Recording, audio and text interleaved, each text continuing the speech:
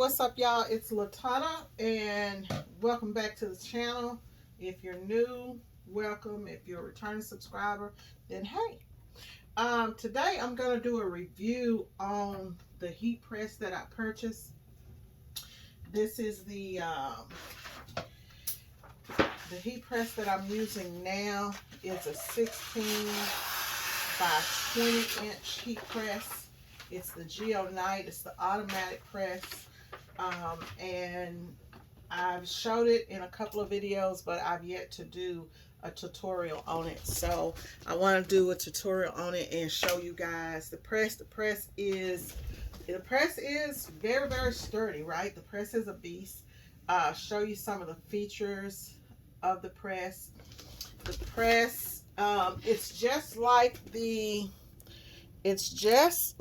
it's smaller, not a smaller version, but the regular version. It's just like it has the same features. You can do up to 70 presets on the press. You can do up to 70 presets on it, which I like. The pressure is in the back, but you don't really have to adjust that. That's really to adjust on this press, to adjust it up or down when you're doing your shirts. This is about how much off contact I have. They actually recommend that you don't have that much off contact. The press has 2 buttons on each side, so you have to, when you're going to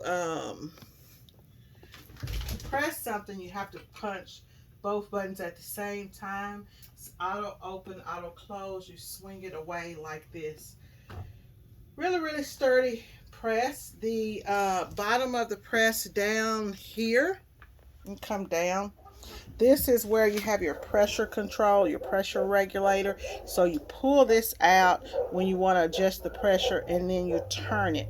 It's kind of difficult to pull out at first because a lot of times I'm just turning it and it's not turning, but you got to pull it, pop it out, and then turn it, and that'll adjust the pressure on it. You do have to have a compressor with it. The compressor has to be at least 100 psi. I bought this one, which is 150, and I have it right next to it. I'm going to probably move it out of the room.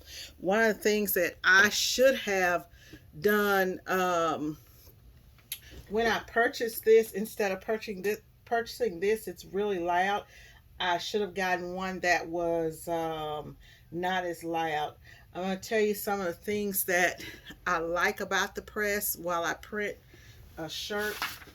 Some of the things that I like and the differences, because everybody knows, if you're on the channel, you know that I am a GeoKnight girl. That's my go-to press. My thought in upgrading to an automatic press was that it would speed up production and save my back from being in pain. And it does exactly that. It does speed up production, and it does save you from having back pain. There are a lot of different things that come into play with the automatic that's different from a manual. Okay, so with this press, I cannot close this press at all without having air pressure. I can't work it manually at all. So you have to figure out your adjustments. Now, with pressure is the key. And when I talked to GeoKnight, what they told me was to run it at 100 psi.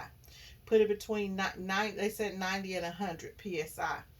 Okay, I run it at 70 psi for my heat transfer vinyl. I run it at 70. I set this pressure here to 70 for heat transfer vinyl.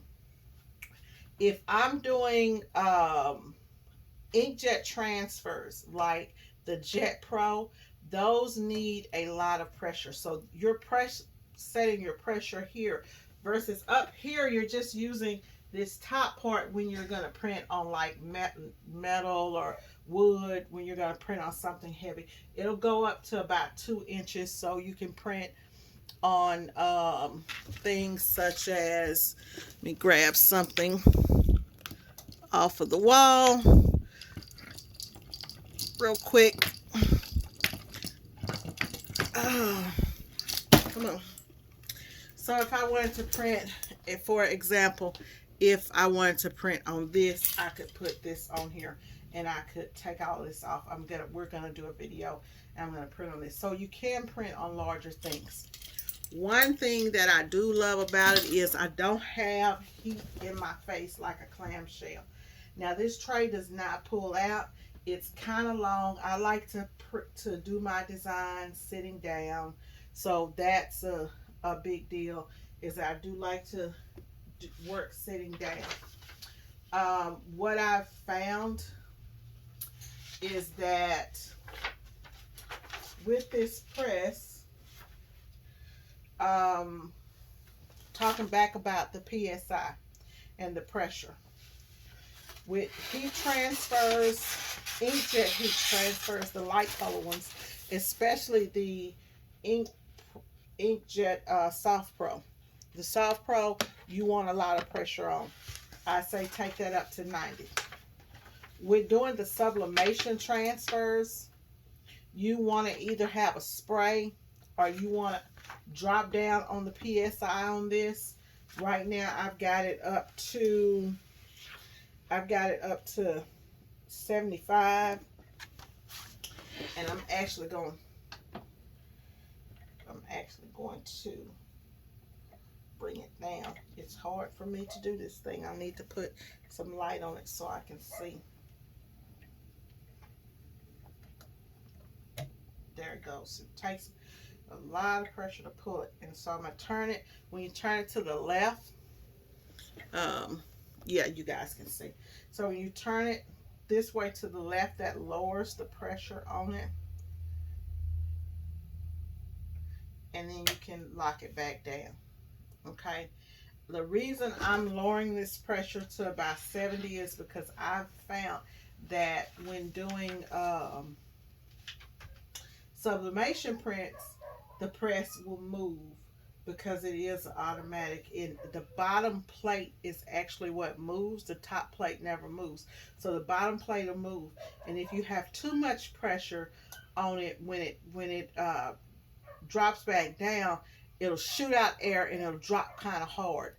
Another thing, so I would recommend that you tape your design down, and I can't find my heat press tape. I haven't been able to find it, so I'm gonna do this shirt and just hope that I don't screw it up, right?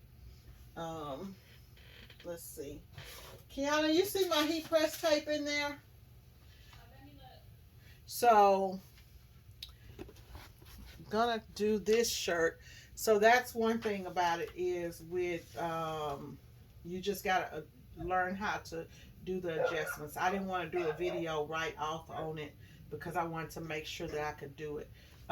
Before I do that, I'm going to show you here, and I'm not going to take the plate off, but this thing does come with, it doesn't come with it, but you can order it.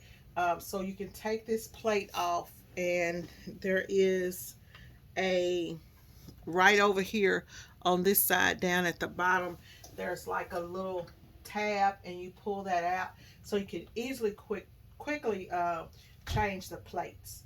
And they have sleeve plates, and they have this big plate, and they also have the smaller plate. So see, the plate's not, plate will move. The other thing about this press is, one thing about it is versus the older GeoKnights, is that you can thread it. If you want to thread it screen print style, you can thread here from the back and get it pretty even there. If you want to thread that way and then put your design, you can also thread it from the top and do your design. So it's easy to thread, but now if you're in a small space like I am, you have a problem, might have a little problem with the swing away action here, because you need the press needs a lot of room to swing. It does not swing to the left, it locks. So it locks here in position and you need to swing it out. So it would be good to put it on a stand. I don't have mine on a stand. I'm going to put wheels on this table so that I can move it back and forth. But the threading is a nice feature, especially if you're a person that you have problems getting your shirt, getting your shirt lined up correctly. If you have those types of problems, then it's really good. I'm gonna go ahead because I can't find what I'm looking for, so I'm just gonna go ahead and press this over. And because I was doing so many sheets earlier, I'm gonna cover this with silicone paper, and maybe that'll hold it down. Let me make sure that this is a dry blend. Yeah, it is. So I'm just doing this on a dry blend tee.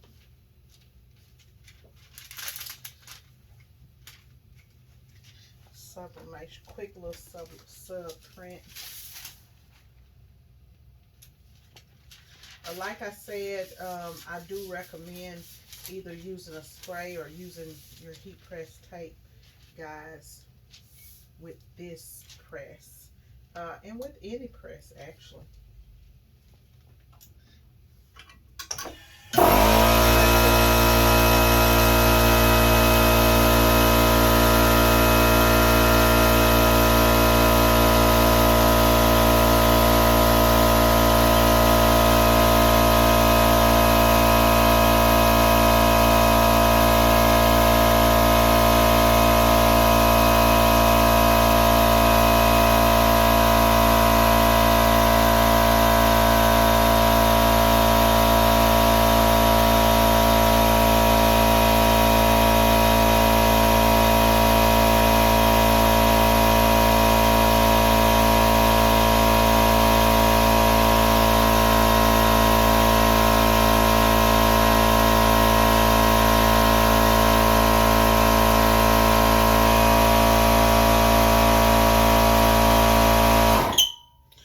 Okay, that sound that you hear is one of the things that I don't like about the press.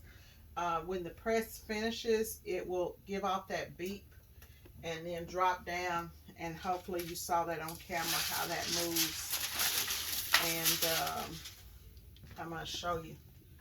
So it did move a little bit, which means I really need to figure out this this pressure and get this pressure adjusted correctly on here. So I'm gonna have to either use my tape or whatever to get this done. But that's the look on a 50-50 shirt. Another thing, so what I'm going to do now, one thing that you have to do with this is you have to go in and release the any type of moisture. And because it's moving so much, I'm thinking it may be a moisture issue. So I haven't done it in a couple of days. You should do it every day if you're going to run the press all of the time. So I'm going to do that. Another feature that the press has that you can buy, when I was telling you about changing those plates, another feature that you can get is you can get the bottom plate that has the heating element. So you can press, let's say if you're pressing front and back of a shirt, you can press both of those at the same time. Let's see here. You do have to have both your hands on those buttons, like how I touched it on each button. You have an emergency stop to stop with, and if you can deal with the overall, I like the press, the at the bottom, you turn that off. Like I said, I've had GeoKnight. I know that it's easy to fix the elements or anything like that that goes out.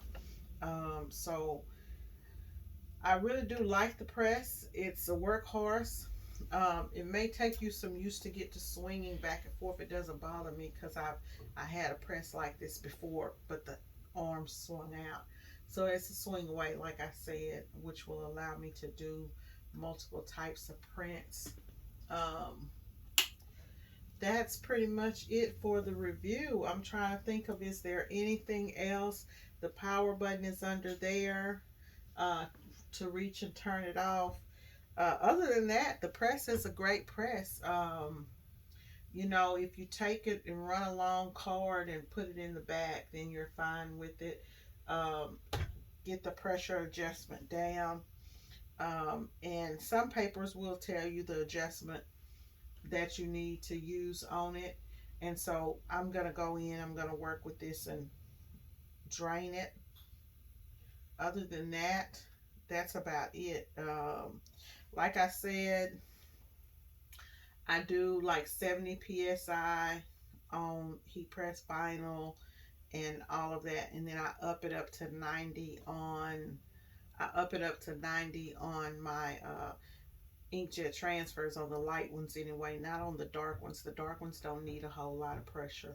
But that's about it for the but it presses. There are no, you know, no problems with it having any type of cold spots or anything like that. All right, y'all. If you like the video, subscribe. There we go.